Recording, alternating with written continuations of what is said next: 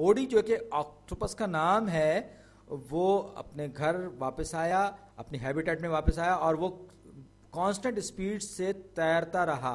ये second of ये double लिखा है।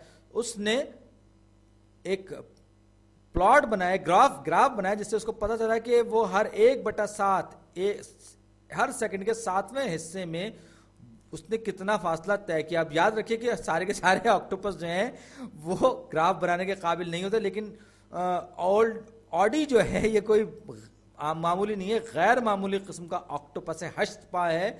और यहां पर आप देखें, इनसे पूछ रहे हैं कि ओडी की स्पीड क्या रही और मीटर्स पर सेकंड में हमें देना है m/s। स्पीड हमें मालूम करनी है मीटर्स पर सेकंड में।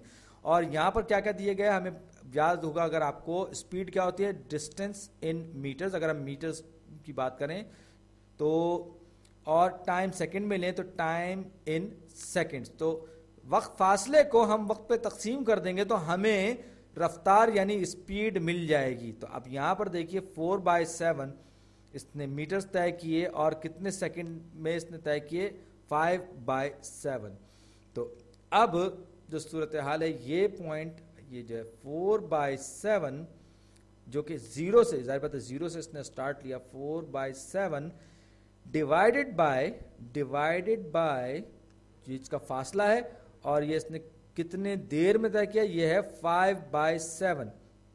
4/7 डिवाइडेड बाय ये मीटर्स में, मैं यूनिट्स भी लिख देता हूं, ये मीटर्स में है, जबकि जो वक्त है 5/7 सेकेंड्स, ये जाहिर बात है सेकेंड्स में है। तो आप चाहें तो आप ये भी कर सकते हैं कि 4/7 को 5/7 से तकसीम किया, मीटर्स पर सेकेंड को आप अलग भी कर सकते हैं। तो ये कुछ ऐसे हो जाएगा, 4/7 होल डिवाइड बाई, सारे के सारा डिवाइड हो रहा है 5/7 से, यानी कि डिनोमिनेटर में 5/7 है, ऊपर ये मीटर्स हैं और ये नीचे सेकंड है, यानी कि मीटर्स पर सेकंड। तो आ गए इस पूरे के पूरे एक्सप्रेशन में जो डिनोमिनेटर है उसको आप उलट सकते हैं कुछ इस तरह से, 4/7 टाइम्स, अब ये ऊपर आएगा तो उलट जाएगा, ये 7/5, 5/7 जब ऊपर आएगा तो उलट जाएगा, रेसिप्रोकल हो जाएगा, 7/5 हो जाएगा। तो यहां से 7 कैंसिल आउट हो जाएगा, 7 और 7 एक दूसरे को कैंसिल आउट कर देंगे और रह जाएगा हमारे पास 4/5